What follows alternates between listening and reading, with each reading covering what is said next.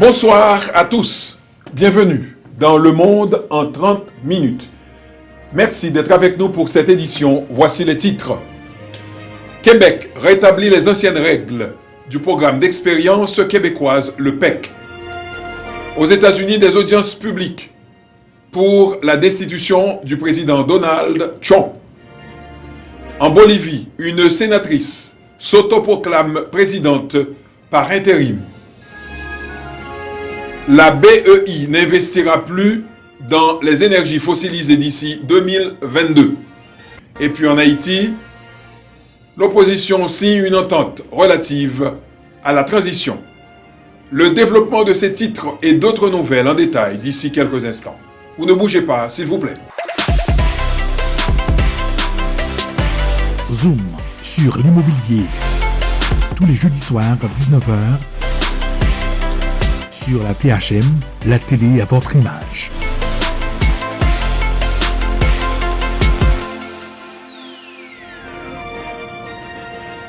Avant d'aller au développement des titres que nous vous avons présentés il y a tout juste quelques instants, il fait toujours bon et c'est un plaisir d'accueillir notre collaboratrice Linda Chéry. Bonsoir Linda. Bonsoir Pierre-Michel. Comment vas-tu? Je vais très bien. Dans l'actualité entre-temps, Linda, le gouvernement de la CAQ dirigé par François Legault vient de rétablir les règles et ça a soulevé tout un tollé. Oui, on sait que la semaine n'a pas été facile pour le gouvernement du Premier ministre Legault. Il a été forcé de reculer devant la furie qu'a provoqué le nouveau PEQ qu'ils ont présenté à l'Assemblée nationale du Québec. On en a même appelé cette semaine à la démission du Premier ministre, pas du Premier ministre, mais plutôt du ministre de l'Immigration, M. Simon-Jolin Barrette. Et encore une fois, cette semaine, le ministre de l'Immigration a dû faire son mea culpa.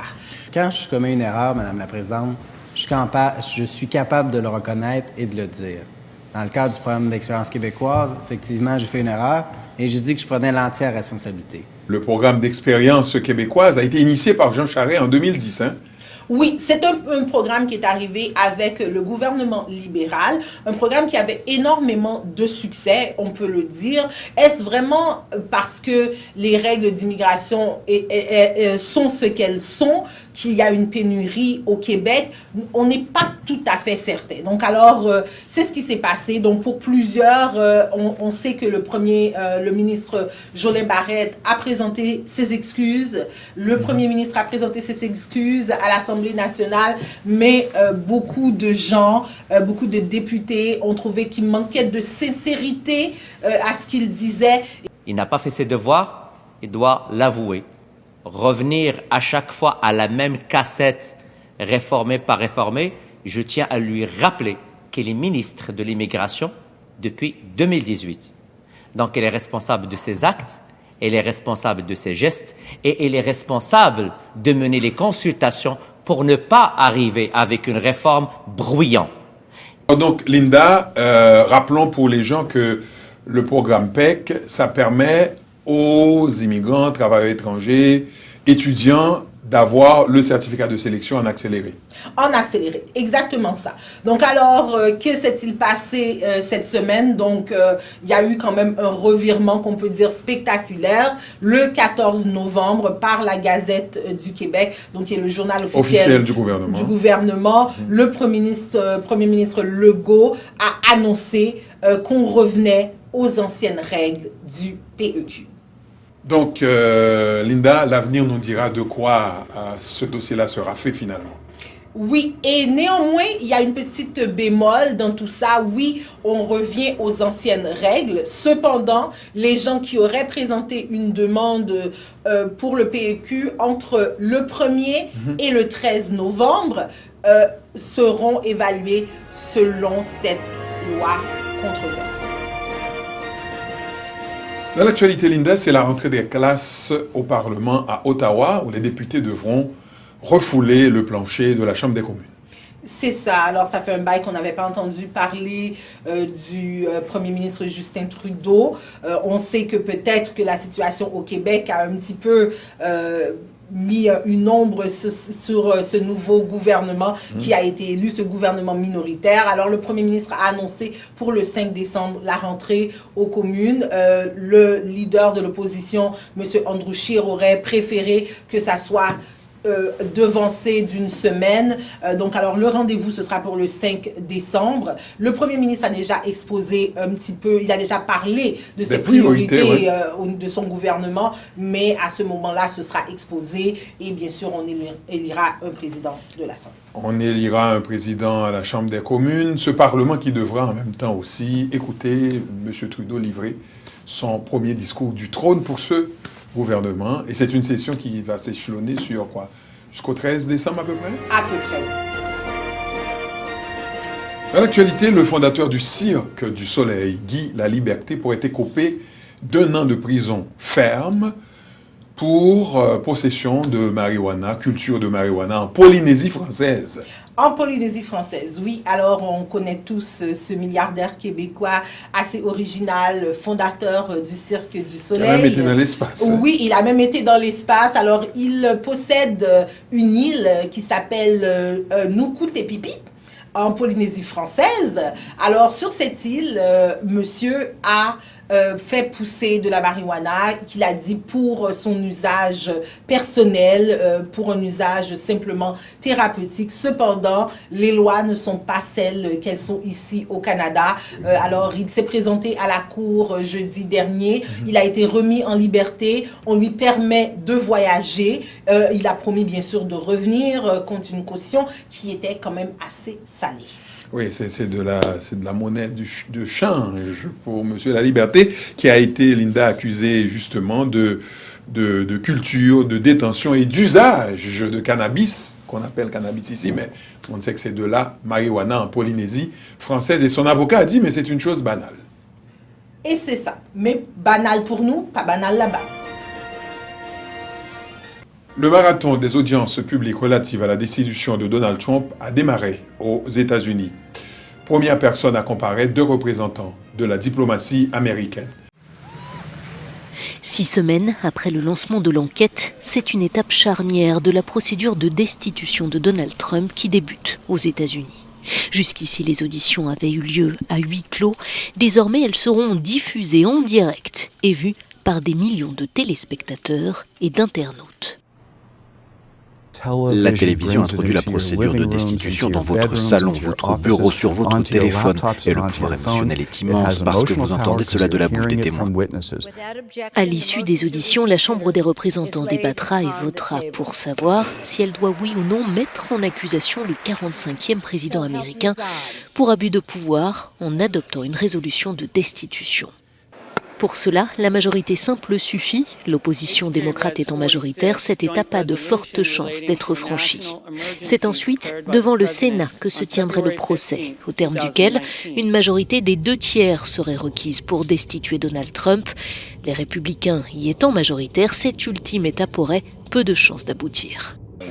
Au cœur de l'impeachment, une question. Donald Trump a-t-il forcé la main du président ukrainien Volodymyr Zelensky pour qu'il lance une enquête de corruption visant tout particulièrement le fils de son rival démocrate Joe Biden? En clair, a-t-il exercé un chantage pour salir celui qui pourrait être son adversaire à la présidentielle de 2020? Hunter, le fils Biden, est dans le conseil d'administration d'un groupe gazier ukrainien et d'après l'entourage de Trump, le père serait intervenu pour lui éviter des ennuis judiciaires. Les cris d'orfraie des républicains en défense du président semblent en tout cas amuser cet analyste. D'abord, les républicains ont dit qu'il n'avait rien fait de mal. Ensuite, ils ont dit qu'il avait peut-être fait quelque chose de mal, mais que ce n'était pas si grave. Et maintenant, ils disent qu'il y a peut-être eu donnant-donnant, qu'il a peut-être forcé les Ukrainiens à faire quelque chose en échange d'une aide des États-Unis et franchi la ligne rouge, mais que ça ne mérite pas une destitution. Point d'orgue d'une présidence tumultueuse, le feuilleton de l'impeachment promet encore bien des rebondissements. Donald Trump est le 4e président de l'histoire des États-Unis à être visé par une telle procédure. Aucune n'a abouti.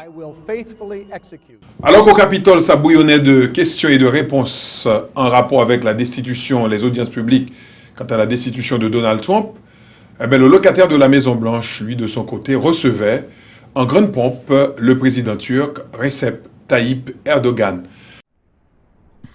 Après des semaines d'échanges tendus et confus entre Donald Trump et Recep Tayyip Erdogan, c'est un accueil pour le moins chaleureux que le président américain réservait à son homologue turc. « Je suis un grand fan du président », a lancé d'entrée le locataire de la Maison-Blanche en évitant les événements fâcheux, comme cette lettre où Trump invitait Erdogan à ne pas faire l'idiot juste après le début de l'offensive d'Ankara dans le nord-est de la Syrie. Trump avait alors menacé de détruire l'économie turque par des sanctions. C'était il y a un mois, alors que Trump venait d'annoncer le retrait militaire américain de cette zone. Mais depuis, l'accord russo-turc a apaisé la situation. La frontière tient très bien, le cessez-le-feu tient très bien, nous avons parlé aux Kurdes et ils semblent très satisfaits. Une déclaration qui en a surpris plus d'un. Nombreux sont ceux au Congrès qui estiment que le retrait des troupes américaines du nord-est de la Syrie est une trahison des combattants kurdes et trouvaient indécent de recevoir Erdogan. Autre sujet de friction, le système de missiles antiaériens S-400 que la Turquie a acheté à la Russie. En tant que membre de l'OTAN, Ankara doit intégrer ce système à sa défense et l'OTAN craint que cela permette aux Russes d'espionner la technologie militaire occidentale. Washington a du coup suspendu ses ventes de chasseurs furtifs F-35, mais l'heure serait au dialogue. Nous avons discuté de nos relations profondément ancrées dans le domaine de la défense. Nous ne pouvons surmonter ces obstacles que par le dialogue. Les deux dirigeants n'ont pas expliqué en termes concrets comment ils surmonteraient cela pendant cette conférence de presse très attendue. Mais ils se sont concentrés sur le positif. Nous avons beaucoup d'échanges commerciaux avec la Turquie, mais ils pourraient être beaucoup plus importants. Nous avons donc l'intention de les porter à environ 100 milliards de dollars, soit 4 fois plus qu'actuellement. On retiendra également qu'Erdogan a dénoncé le fait que certains cercles américains ont de l'empathie pour les Kurdes et tentent de braquer l'opinion publique, de nuire à Ankara. On retiendra aussi que cette conférence de presse a été écourtée par Donald Trump, qui n'a pas aimé les questions concernant la procédure de destitution. L'actualité toujours aux États-Unis, où les juges de la Cour suprême se sont dit très sympathiques à l'idée de permettre au comédien producteur Byron Allen de poursuivre son procès, Linda. Oui, alors, ça va aller vite, beaucoup d'informations. Qui est Byron Allen? Byron Allen est cet Américain noir qui est parti de presque rien pour fonder cet empire médiatique. Il possède plusieurs stations de télévision, dont une des transactions a beaucoup fait la une des médias. Il a acquéri le Weather Network pour la somme de 100 millions de dollars. Donc, alors, qui se disait, qui penserait que tout simplement une chaîne qui passe la météo vaudrait autant d'argent. Autant d'argent, oui, oui. Donc, alors, Byron Allen, lui, c'est ce qu'il fait. Donc, alors, il achète des médias, toutes sortes de médias, médias écrits, médias électroniques, etc. Donc, alors, il avait fait l'acquisition de quelques chaînes de télévision. Le litige qu'il a eu, c'est parce que avoir une chaîne de télévision, c'est quelque chose. D'accord, on peut s'en acheter une. Mais il faut bien sûr que ça soit diffusé sur certains réseaux. Sur certains réseaux. Donc, il au niveau national. Au niveau national. Alors, il a eu cette entente avec Comcast. Donc, on connaît le géant Comcast aux États-Unis qui donne le câble. On pourrait dire que c'est l'équivalent de Québecor ou l'équivalent de Vidéotron. Donc, Comcast n'a pas accepté de diffuser les médias de Byron Allen dans certains marchés. Donc, alors, pourquoi il est poursuivi?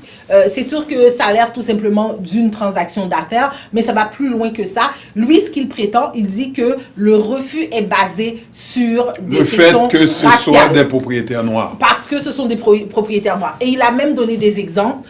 On a parlé de P. Diddy, donc Sean Puff Daddy Combs, qu'on connaît très bien, qui lui, dans le passé, avait tenté de faire avoir une entente similaire avec Comcast, qui était tombée à l'eau. On parle de Magic Johnson, qu'on sait que depuis qu'il a quitté la NBA, est devenu un homme d'affaires très respecté. Et lui aussi, il avait tenté d'acquérir une chaîne de télévision. Mais pourquoi c'est important? C'est parce que si on a la chaîne de télévision et les auditeurs et les téléspectateurs potentiels ne sont pas en mesure d'y avoir accès, donc automatiquement, on perd une grande part du marché. On perd une grande part du marché. M. Barn Allen a accusé comme caste de discrimination, de porter atteinte aux droits civils. Et c'est une poursuite de quoi? 20 milliards?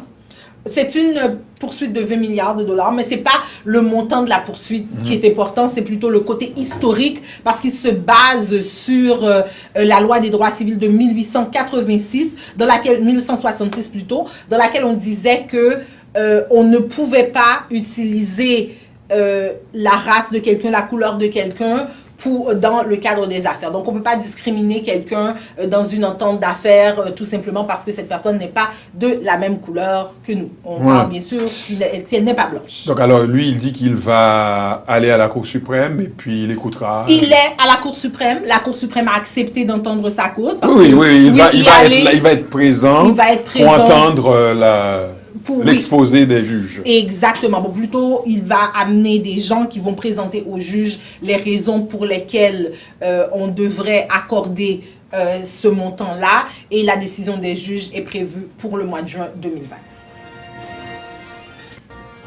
L'actualité en Bolivie, une sénatrice s'est autoproclamée président intérimaire de ce pays. La Bolivie encore secouée par des manifestations. Au premier jour de fonction de la présidente par intérim Janine Áñez, des heurts ont éclaté entre les forces de l'ordre et des manifestants partisans de l'ancien chef de l'État, Evo Morales.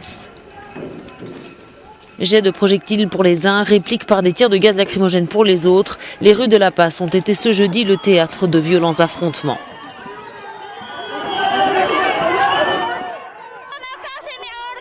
Ils m'ont presque étouffé, mais je vais continuer. La Bolivie est indigène. La violence dans les rues contrastait avec le calme de la cérémonie officielle qui se déroulait parallèlement. La nouvelle présidente nommait son gouvernement. Cette présidence par intérim se déroulera dans le respect absolu de l'ordre constitutionnel. Nous travaillerons pour créer une opportunité et abandonner les vieux stigmates et les divisions.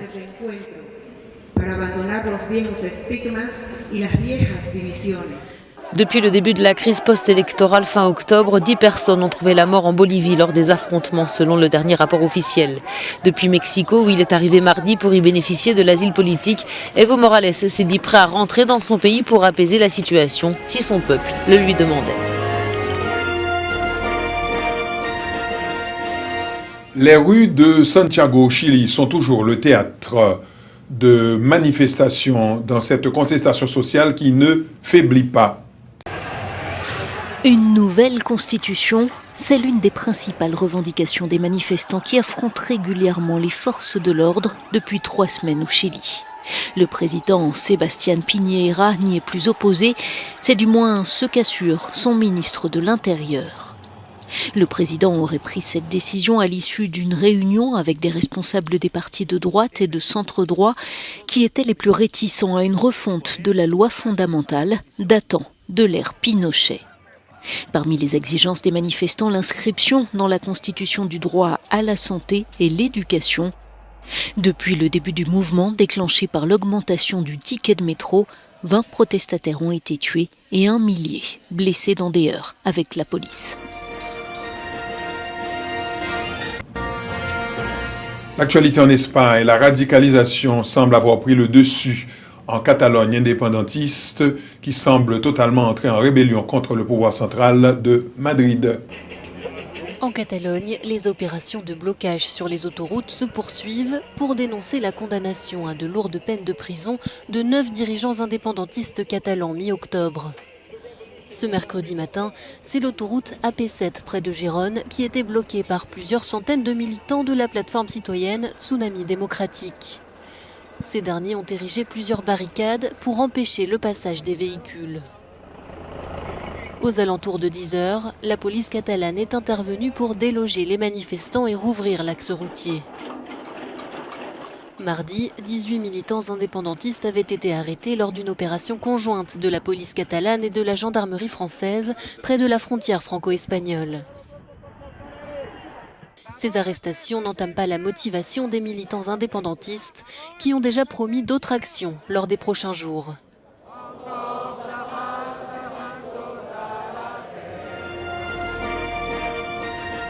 Dans le reste de l'actualité, fini les investissements dans les énergies fossiles. Telle est la décision de la Banque européenne d'investissement. La Banque européenne d'investissement va-t-elle achever sa mue verte ? Pour la première fois, il y a quelques jours, les ministres européens des Finances ont appelé et soutenu l'arrêt du financement européen des projets liés aux combustibles fossiles, gaz, pétrole et charbon. Un positionnement attendu puisque, comme l'expliquait le ministre finlandais des Finances, c'est dans la mouvance depuis plusieurs années déjà. Le vote final sur la politique de prêt de la Banque européenne d'investissement, ou BEI, qui doit faire d'elle une banque européenne du climat, doit intervenir ce jeudi. Et ce serait un signal fort pour la Commission européenne, dont la nouvelle présidente Ursula von der Leyen a promis un Green Deal européen. Le commissaire en charge de ce Green Deal, le néerlandais Frans Timmermans, veut y croire. Il faut poser des actes pour faire de l'Union européenne le premier continent neutre en carbone d'ici 2050 et faire de la Banque européenne d'investissement un organe de financement de la transition écologique européenne est l'une des étapes indispensables. C'est un aspect très important. On a vu toutes les manifestations, pas seulement chez les jeunes, chez les gilets jaunes aussi. Si on ne s'occupe pas des moyens de subsistance des gens, de leurs emplois, si leurs emplois sont menacés parce qu'ils travaillent dans le charbon ou qu'ils travaillent dans une industrie à forte émission, si nous n'en tenons pas compte et ne leur donnons pas de possibilités de travail et d'emploi d'avenir, alors nous échouerons.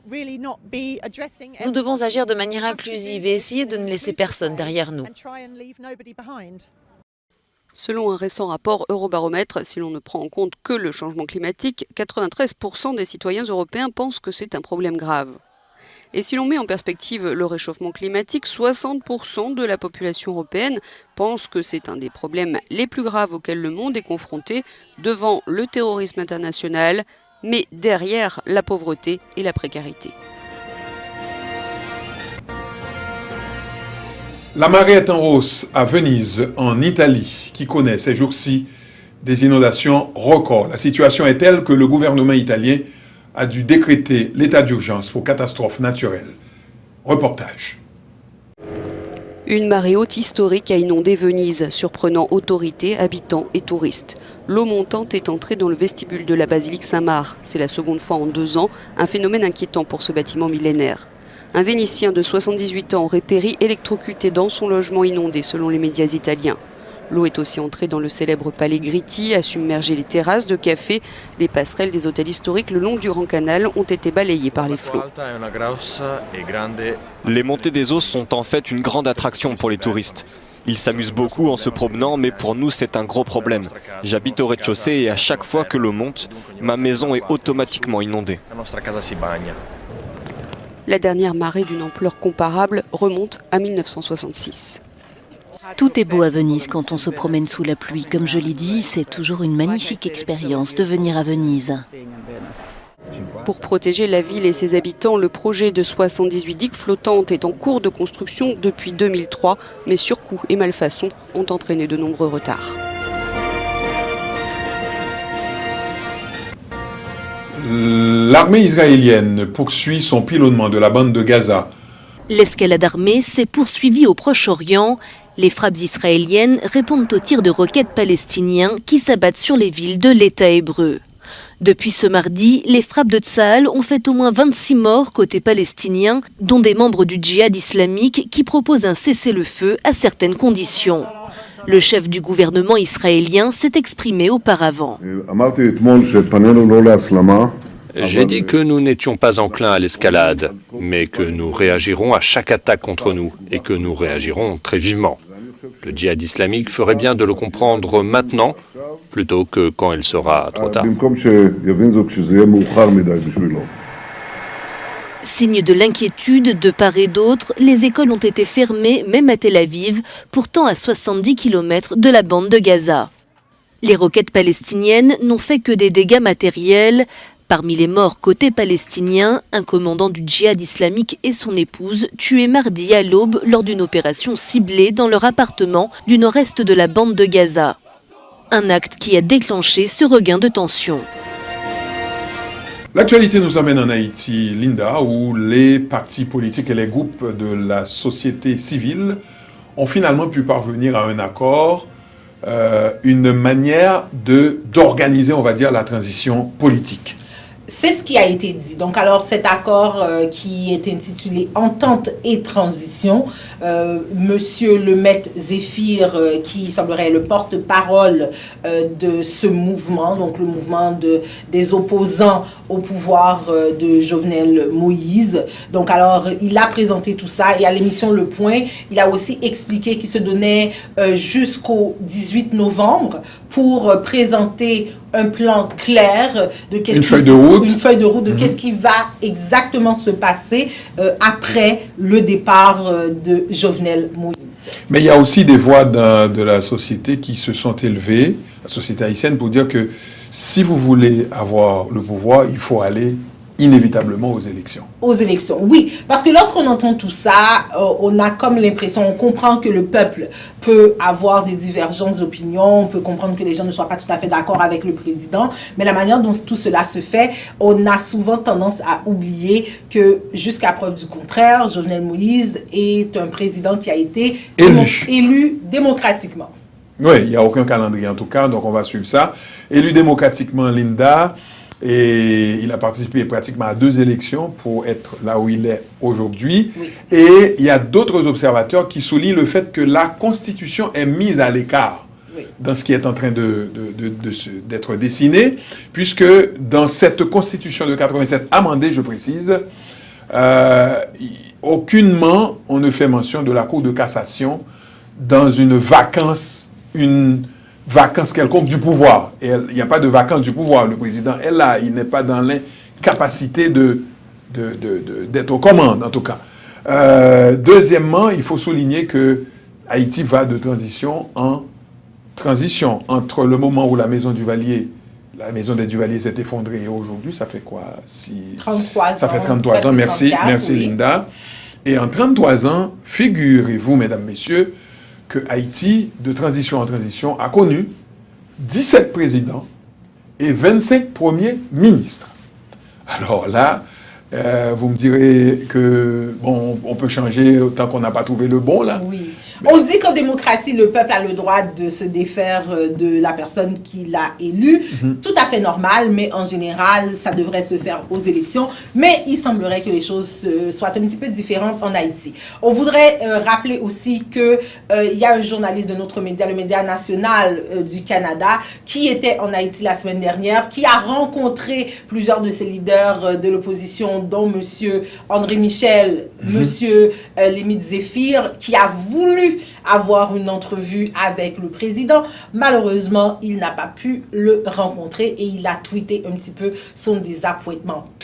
Dans l'actualité en Haïti, toujours, les agents de la brigade de lutte contre le trafic des stupéfiants ont mis la main au collet d'un Marines américain, mais d'origine haïtienne, à l'aéroport. C'était au milieu de la semaine dernière. Oui, c'est ça. Donc, alors, plusieurs personnes disent un arsenal. Est-ce vraiment un arsenal lorsqu'on parle de 3 armes? 3 pistolets, 2 Uzi. Exactement. Mais la question qu'on se pose, il venait des États-Unis. Donc, comment a-t-il pu voyager avec tout ça? Et à bord d'un vol d'American Airlines. D'American Airlines, le AA949. Oui, exactement. En provenance de Miami. Donc, alors, il y a beaucoup de questions qui demeurent encore sans réponse. Toujours dans cette actualité en Haïti, Linda, le très brillant Kémy Séba est en Haïti. Enfin, il était en Haïti, on va dire ça comme ça. Je rappelle qu'il est le fer de lance de ce grand mouvement de mobilisation de la jeunesse africaine contre le colonialisme et tout ce que vous voulez. Contre la corruption. Contre la corruption qui a rapport avec tout ça.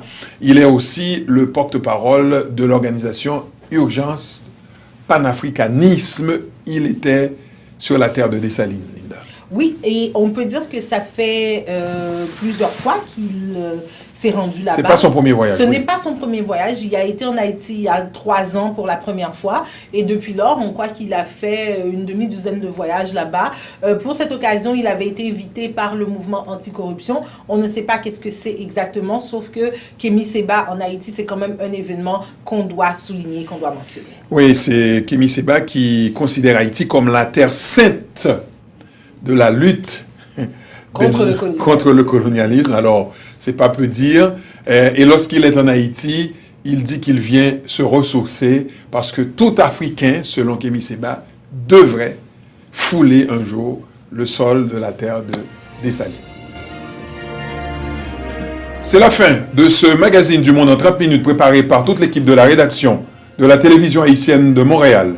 Merci infiniment de l'avoir suivi. Un rappel des titres.